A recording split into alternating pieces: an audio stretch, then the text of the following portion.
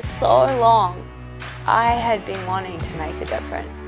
And in a way, making a difference became like an idol for me. If I didn't make a difference, then I wasn't worth anything.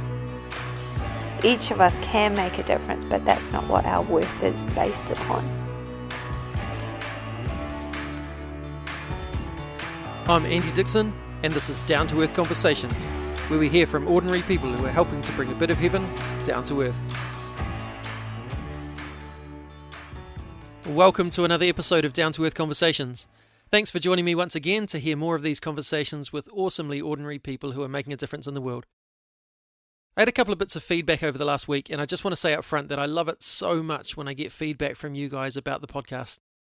It can feel a bit one way at times, producing stuff, putting it out there for consumption, so it does really make my day to hear back from you when you are connecting with some of the things that my guests are saying and doing.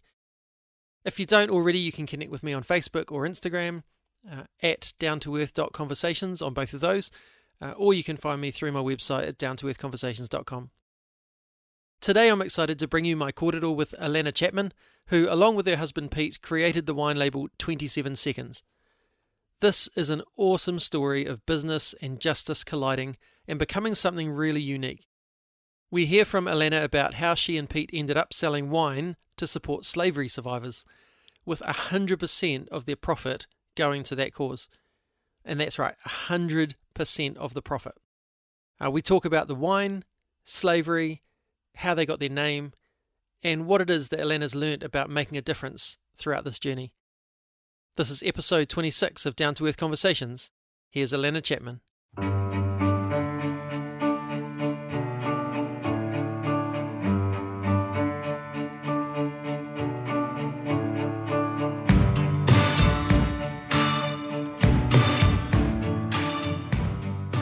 I'm here today with Alanna from 27 Seconds Wine. Kia ora. Hello, how's it going? It is going well. So some of our listeners will have heard of you, some won't. So why don't you just start by introducing yourself? Who are you? Where you're from? Sure. About you. Yeah, so kia ora, I'm Alanna. I'm married to Pete Chapman and we have 3 boys, Jonah, Micah and recently Caleb. Recently. Very recently, like 10 weeks ago, maybe 11 weeks ago. It's the third one, so you don't count quite as much. Totally. So I'm a mum, and that's essentially my main job. But on the side, we have a wee business called 27 Seconds, so that also takes up some of my time too. Yeah, cool. Yeah. And that's a wine label. How did you get into the wine business? Yeah, well, I really married into the wine business. If you had told me in high school that I would be doing wine as a job, selling wine, I would have told you something has gone seriously wrong with my life. Like, really. I essentially married into it. So Pete's the vineyard manager of his family vineyard up in North Canterbury called Terrace Edge. It's a small organic vineyard. He's been doing that for the last, since he studied viticulture at Lincoln, and so I fell in love with him and got married, and that's kind of how I'm in the world of wine. Cool. What did you think you wanted to do when you were at high school? Oh, well, business has always interested me. And I actually thought that I'd be doing like business as development somewhere overseas. That really interested me. So I've always thought, if I can mix business with helping people in some way and economic development and that sort of thing, that really inspired me. Yeah. So helping people has been something that you've been passionate about for a long time? Yeah. What was it that kind of triggered that for you? What was it? I actually, it sounds quite random, but I grew up in Bangladesh and my parents had a business there. And so they had a business which was, my dad's an engineer and my mum's a nurse, and they had a business which was, what was it? servicing generators and importing hydraulic pipes. So, yeah, it was sort of this idea of like business is a really good way to,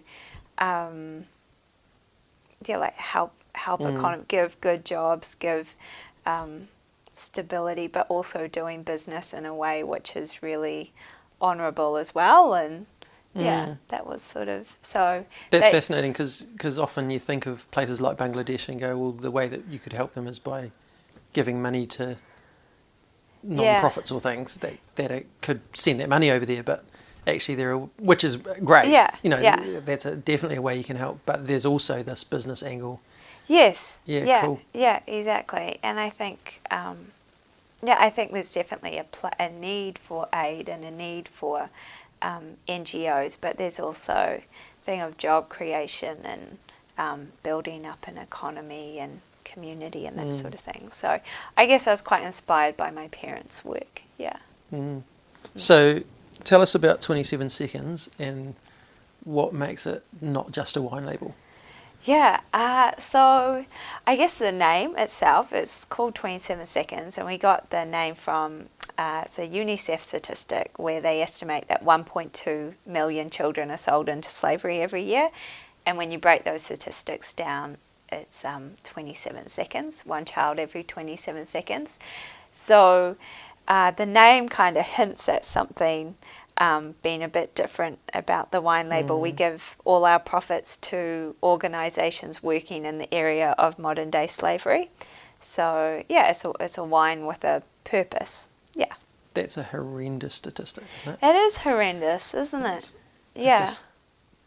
Especially, I guess a lot of people would think we dealt with the slavery thing. I know. Yeah. But there's actually more people in slavery today than ever before. And I think like the sad thing is, like back, when we sort of like imagine like, sort of slavery, sort of think of the boats crossing the Atlantic and that sort of thing. But back in those days, the average cost of a slave was approximately like $40,000 in today's terms, but today it's $90 US. Like the price of trading humans has gone down. The value's gone down. It's so sad. Yeah, it's horrendous. Is that just because there's more of them to sell? I don't know. I'd say it's more commonplace. I wouldn't Which is know. horrific. Yeah, in itself. maybe we don't. Yeah, it's not. We don't. Maybe it's not so valued. You don't. Yeah. How did you get passionate about this particular cause? Because there are so many areas of goodness that you could be sowing into, and you've gone, hey, this is our thing. This is our thing. Yeah. There's mostly two things. We were visiting some friends who run the business Freeset. I'm not sure if you've heard of it. Yeah, Freeset's wonderful. So it's a business over in Calcutta, and they employ women from the red light district of Sonagachi. And my sister was actually dating their son. They're married now. But we're over in that part of the world that we'll have Christmas with the Hiltons. And it was Christmas Eve, and Kerry said to us, well, how about we just go for a walk to meet one of the people who you've made friends with and have cha with her. And we're like, that sounds great. Not much else to do on a Christmas Eve in Calcutta. And so we're making our way to this woman's house, and she still lived in the red light district. And the way it works there is a woman line the streets, and the thousands of men pass through every night choosing from the line who they wish to purchase services from. And it's a really overwhelming, crazy, I can't quite describe how it was walking through there, but he said, oh, just take a shortcut through here. And there were, it was quieter and it was a darker alleyway, and there were about like 5 or 6 girls standing in a row.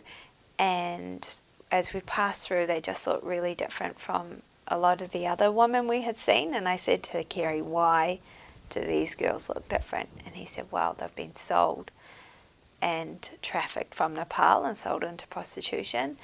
And I think I remember going back to where we were staying and just going, they were owned, like they were actually owned by other people, and that's modern day slavery. And yeah, I was, a foot away from someone who was owned by someone. So I think that experience was big. But I also had a job working for Hagar, and Hagar work in Afghanistan, Vietnam, and Cambodia with survivors of severe abuse and slavery. So yeah, it was sort of those two experiences which most likely made us really care about this issue. And they're a key benefactor of what you guys are doing? Yeah, so as you know, like running a business takes a lot of work, especially when you first start it up. So you want it to go to an organisation where you feel like it's actually making a difference. And having worked at Hagar and seeing this, like hearing about the stories and the impact, and just knowing that they're sort of regarded as like best practice in NGO care for trauma care and survivors. So that's why we chose Hagar. Yeah. And so how did you go from, hey, I'm passionate about these things, to, hey, let's make a wine label? Yeah, I know. What was that leap? I don't know. I still don't really know how that happened. So I don't think we really thought out how this was all going to go down. And I'm not sure if we actually, if we thought about it. I think I'd still do it, but it's sort of like 1 foot first, and then you look back and go, wow. Anyway, but what happened was it was a really amazing crop harvest. Where the Riesling was cropping really high, and I just had Jonah, our oldest, was 6 months old, and I remember Pete coming home and saying, hey, Alanna, the Riesling is cropping really high. Why don't we make a fundraising wine and give the profits to Hagar? I was like, oh, that's such a cool idea. Yes, let's do that. And then Riesling is not actually, like, I love Riesling, but it's not a widely, usually you have Sauv and Pinot Noir. But anyway, I guess we really fell in love with this idea, and then at that point it was still just a once-off fundraiser, and then Pete was like, well, why don't we actually have a Pinot Noir as well, because people drink red wine, and it all helps that, his parents own the vineyard, so it's quite easy to convince him. So we got some Pinot Noir, and then I think the next one we thought, oh, well, why don't we see if we could actually buy some of the Sauv grapes from Terrace Edge, because they don't make a Sauv. So we added Sauv, and then rosé. We're like, we really need a rosé, because rosé's a real popular drink right now. So it sort of just snowballed into this thing. And we're like, oh, why don't we actually, instead of like just doing this as a once-off, why don't we make this into like a business and get ourselves set up, and let's do this properly. How are we going to sell it? We need a website. And it sort of just snowballed into where we are today. Yeah, cool. Yeah. I love that. It was an idea that had great merit. Yes. And then it grew to something else. Yeah. Which it wouldn't have done had you not had that initial kind of desire to be doing good in the world. Yeah, completely. And I think that was the thing that Pete and I have often been like, oh, we would love to do something that had impact and that, would make a difference. And I think actually 2 years prior to this kicking off, I think we had told as parents, like, we might not actually be in the vineyard for too much longer. Like, we might go overseas and do, like, I don't know, some type of horticulture business, or I'm not sure what it was, but we sort of had signaled. There was something brewing there. We signaled that we wanted to, sort of like use our skills or use what we had to try and make an impact. So, yeah. I also really like the idea that you're doing this from the business that you're already part of. Yes. It's not, oh man, I have to give up doing what I'm doing to be able to do something else. Yeah, You yeah. know, which is kind of what you were thinking. Maybe we do have to give that up to do Yeah, something else, and then completely. actually you've found a way to not have to give it up, Yeah. but to just use it to do good. Yes. And I think especially in the church, there quite often is this mentality of, if I'm going to do something good, I have to stop doing Oh, completely. this thing that I'm doing for a job, or Yeah. you know. But there are ways to use those things Yes. to do good. Yeah. Did you have anyone go, man, what are you guys doing? Or was everyone just like, man, great idea? We've definitely had some negative negative comments, or like people being like, what are you they don't like it, or but most of all people have been really like, oh, that's awesome. I do think it is quite random, this sort of like connection between wine and slavery and some people probably would like to drink their wine and not thinking about that, would they? Yeah, I think so. I definitely know for some people it makes them feel quite uncomfortable. And part of me, I can understand why it makes them feel quite uncomfortable. Part of me kind of likes that as well, because it is an issue. But then at the same time, I think you can't worry about everything. So I do understand. And who's more important, the people that are feeling uncomfortable or the people that are in slavery that your funds are going to help? And I think what I've always hoped with our wine is that it's a very positive thing of you can make a difference. Like, hey, if you're going to buy a bottle of wine, this one's just as good as that one sitting by its shelf. It's the same sort of price point. Why not choose this one, which makes a difference? Yeah. Yeah. I'm imagining that there's more to this than just you and Pete to keep it going. Yeah. You know, that actually you've had support around it. Yeah. What sort of ways have others contributed to this idea or bought into it? It's been amazing, honestly. Yeah, it's been incredible, really. Right from the start, we've had other businesses help us. So, like Greystone, where we get our wine made, they decided to do it for us at a discount. And then the bottles were given to us for free. The bottle caps were given for free. I think the boxes were half price. The labels were discounted. So there's been like lots of help in the actual product. And this is all because they liked the idea? Because they like the idea and they want to use what they've got. Cool. To help our we machine harvest some of our fruit. Most of it's hand picked, but some varieties are machine picked, and the machine harvester guy's like, every year he's like, oh, what one's 27 seconds? I want to do this for free. So, that's been really cool. We've had, people really help us out with wise advice, and some of our directors, the independent directors, like give their time for free. It's been countless the amount of people who have helped out. Just last week we had Go Media offer us all this digital billboard advertising for free for the rest of the year, which is just incredible. So it's like heaps. it's worth so much. So it's so cool. That's awesome.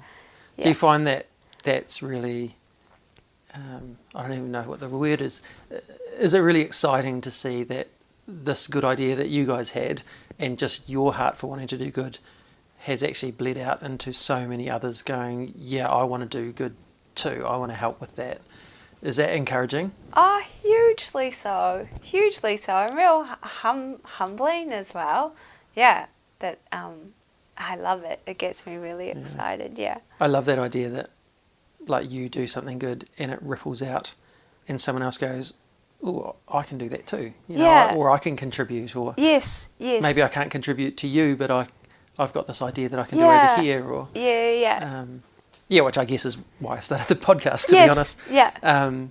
And just for the listeners, that one of the final motivations for me to start was actually being at the Justice Conference with you a couple of years ago and hearing you and a couple of others talking about your businesses, and I'd done a poem that night, but I really benefited from hearing that business panel and going, you can make a difference, and So yeah, when Bex and I started our business last year, we thought, no, we want to structure it in a way that does that too. Yeah. So yeah, even that, you were Yes. influential even a couple of years ago. And Oh, actually, funny story from there, I remember that I told someone I was going, and there was these people on the panel, and someone said, "Oh yeah, I saw them on Country Calendar. Did you see them?" And I went, "Who watches Country Calendar?" And then I found out that like half of New Zealand watch Country Calendar. It was amazing. So I took that as a slap down. I thought it was just something my grandparents watched. No, Country Calendar is alive and well with, Very cool. I think it's a little bit like RNZ. Like, a lot of people love RNZ, but you sort of, you don't know that they do until suddenly you have that kind of conversation. Oh, I heard this on RNZ. Oh, me too, Yeah. But Country Calendar even more so. I think like a lot of people sort of grow up watching it, be made to watch it, and then you sort of like return to it later on. Yeah. Obviously, you didn't know. No, well, I mean, I pretty much only ever saw it when I went to my grandparents' house, and so I thought it was just something for old people. But no, I mean, my brother and his wife watch it, and it's just like, oh wow. So yeah, I mean, it's been cool that you've been picked up because of the heart of it. Again, you've been picked up, in stuff on Country Calendar. These different organisations that are going, actually, there's something to this story that is unique and interesting. And so how's that been for you, kind of having to do this more media side of things as well? Yeah. I never would have thought about, as a side of the business, I didn't, you would never imagine being part of. And Country Calendar is funny because that was huge for us, but they were going to only do Terrace Edge, and then they found out about 27 seconds, so sort of added that in there. It is funny because sometimes, I mean, not that it happens often, but I'm in the supermarket and you see a magazine, it's like, oh, I'll just flick to that article about us, and I find it crazy and a bit embarrassing, really, that side of it. Yeah. And I guess that comes back from the fact that you didn't start this to become famous for making wine, did you? No, not at all. This is about the people that you're helping. Yeah, not at all. Yeah, I don't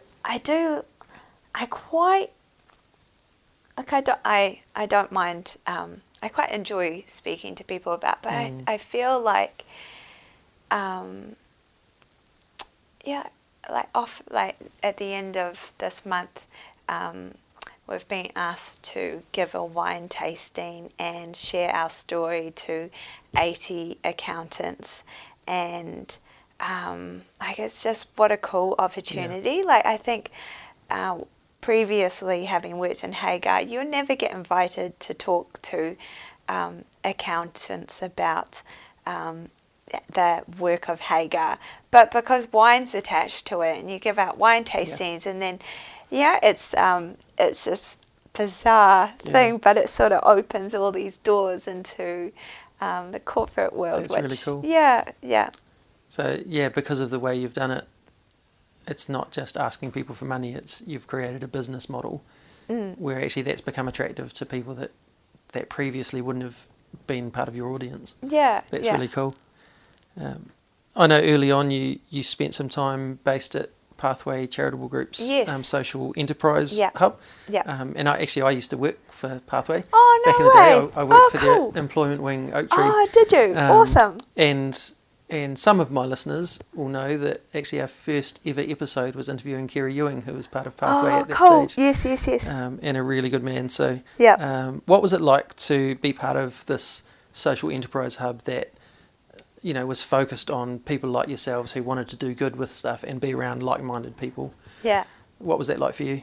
It was wonderful. I couldn't believe that they were actually offering it to us. Like, when I needed to do some printing, and I went to them saying, I need to print off 100 or so sheets. How do I go about paying for this? And they're like, no, it's on the house. I'm like, what?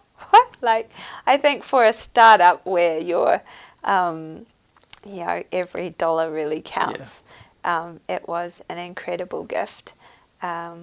yeah, and yeah, just that others would want to support you like that was wonderful. Yeah. I guess there'd be some good business minds to tap into there as well. Yeah, yeah, there were definitely. I couldn't because of we really timed starting this business at the wrong time because we've had 3 kids since, so I could only go once a week, but it was wonderful the day that I was there. Yeah, yeah, and they offered they actually our independent director. Was a connection from Pathways. So, and also their accountant was a person who told us that we could be set up as a charitable company, which previous to that we didn't know. So, yeah, it was wonderful what they Yeah, that's gave really us. cool. What advice would you give to people who have this kind of dream of doing something that's going to do good in the world and have this kind of businessy kind of thing? Have you got any advice for how they might get started, or what steps you could take, or Yeah. is it just like see what happens? Yeah, I don't. It's hard. It's difficult because for so long I had been wanting to make a difference and wanting to, like, what can I do to make a difference? And in a way, I know this sounds sort of counterintuitive, but making a difference became like an idol for me. Like that was my, if I didn't make a difference, then I wasn't worth anything. I think God graciously actually told me it's not about how much you can do for me. I love you anyway. And I think coming to that understanding of it's not about what we do that makes us loved. Like, just because I'm doing this doesn't mean that God loves me more. Has meant that I've been able to come into this and not be so desperate that it has to work, and I don't feel like my ego rides on this. Whereas if I had done this in my early 20s, I think it would be different. So, that's maybe not great advice, but No, that's I think that's that fantastic really advice. and then just, always be open to looking at, God led us into this. There's no, it's the most random thing ever. So, and I would have never guessed wine. I really wouldn't have. So I guess always being open to what God might lead you to do, but also knowing that not everybody can do a business like this. Some people just don't have the business skills, even though their heart might be there, or they just, but each of us can make a difference, but that's not what our worth is based upon. Yeah. Yeah. No, that's really cool. And I think you're right that it's not about, hey, everyone go out and form a business that does this. Yeah. Because actually we need people on the ground doing the social work, and we need, people at every level of everything. Completely. That part of the thing for starting our business was that actually I'm not someone who would survive in a social work type environment. Yes. It would drain me too much. Yes. But if I can provide some funding for the people that are good at that, then great. Yes. And so I can still be part of that chain and still be part of helping people. Completely. And yet I still need those people who are Yes. really good at that to go and do that. Yeah. And not think they have to have a business as well. And, 100%. So that's what I love about hearing your story, is it really is a story of, well, this is what was presented to us. Yeah. With the skills that we had, with the opportunities that we had, the connections that we had, and then this good idea grew into something else. And, yes. And I think that's really fantastic. What next for 27 Seconds? Oh, what next? Well, we've just sent some wine over to Australia to a potential importer, so that's really exciting. I think for us, like, we're in year 3. We've just had our third child. We've just employed someone.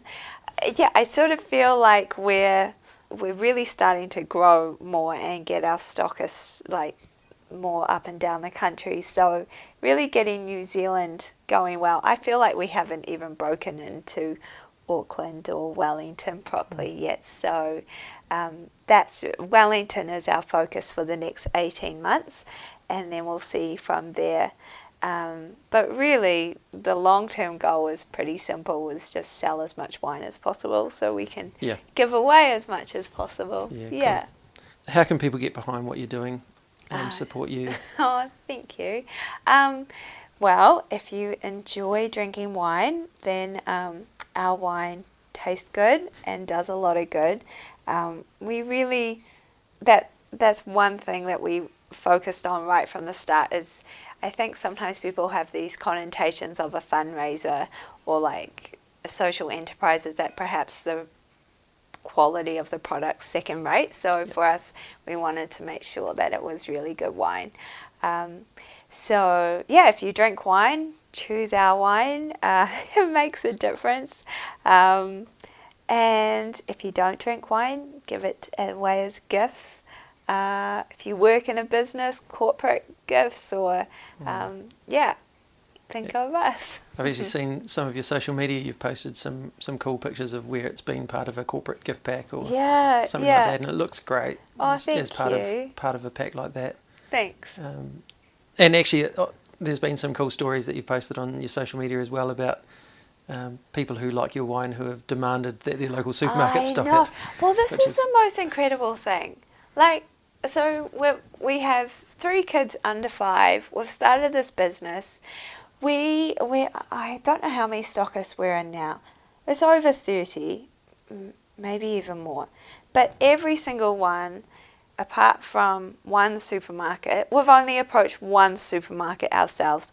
All the others have been them coming to us, and it's either customers have asked them, can you please stock our wine, or they've heard about us, which is crazy. It's amazing. It is. It's just nuts, incredible. Yeah.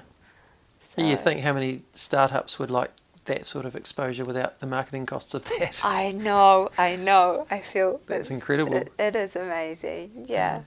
So and of course, people can find you on social media. Yes. And follow you on there. Yeah. I'll put up the links to your website and your social media pages that would be wonderful. On the show notes. And I personally am not a wine person. Yep. But I did buy some for Bex last week, and she really loved it. And I even tried some, and I didn't hate it. So I'm glad to hear that. No, it actually, it was nice. Thank you. As someone who doesn't really drink wine. Yeah. There you go. There's a compliment from a non-wine drinker. From a non-wine drinker. Yeah. But no, she really loved it. Oh, good. So I can attest to the fact that it is actually good wine. Oh, thanks. Thank you so much for joining us. Thank you for sharing your heart for people and your journey with us. And thank you for what you're doing to bring a bit of heaven down to earth. Oh, thank you for having us. It's an honour.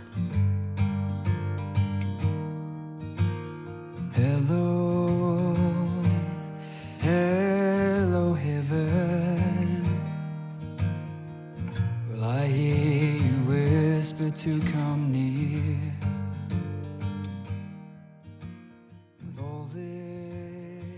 As you heard at the end there, I'm not really a wine fan, but hearing about what Alanna and Pete are doing with 27 seconds is nearly enough to convert me. But seriously, what cool people, and what a great initiative. It's so great to see people's resources and passions colliding, to see change happening from following that voice inside that prompts you to do things differently, to do things extravagantly, generously. And I love that Alanna and Pete were planning on leaving the vineyard to find their way to make a difference, but haven't had to. And it makes you wonder what possibilities there are right where you are already. As someone who also has 3 kids, how the heck they've done this while having 3 kids, I'll never know. But it was such a pleasure to have Alanna on the podcast. Last episode I concluded with a blessing for Andrew, and it was well received, and so I've decided to do it again, and I don't know, maybe it will become a regular thing. So here is a blessing for Alanna and Pete. May your grape harvests be plentiful, the size of the harvest replicating the size of your hearts. May you continue to know immense generosity from those in the industry as your immense generosity overflows and impacts others. May your wine be known for its beautiful taste and for its beautiful soul, each sip bringing with it the joy of making a difference in the world, the joy of freedom. May supermarkets and liquor stores be overrun with requests for your wine. May your own children be a reminder to you of the countless children you are helping to save, to set free, to restore, to love. And regardless of whether anything else I've said happens or not, regardless of real or perceived success or failure, may you continue to know that that does not determine your worth, that you are seen, you are known, and you are loved. Thanks to Strahan for the music for the episode, and thanks to Rangi Tauwhiwhia Pohatu for the ending karakia, and Aroha Mai for having not acknowledged Rangi before, because I really appreciate the karakia closing off the podcast each week. Thanks to you all for listening. Join me next time for a very special episode. It comes out the day after Mother's Day here in New Zealand, so I'm going to be chatting with my mum and dad. We'll be talking about disability support, budget advice, delivering food parcels, walking with people in their struggles, and hopefully there aren't too many embarrassing stories about me. Until then, me inoi tātou. E tō mātou matua I te rangi, kia tapu tō ingoa, kia tau mai tō rangatiratanga, kia mea te tau e pai ai ki runga ki te whenua, kia rite anō ki tō te rangi. Homai kia mātou ai nei, he taro mā mātou mō tēnei rā. Muro o mātou hara, me mātou hoki e muru nei I o te hunga, e hara ana kia mātou. Aua hoki mātou e kawea, kia whakawaia. Engari whakaorangi a mātou I te kino. Amen.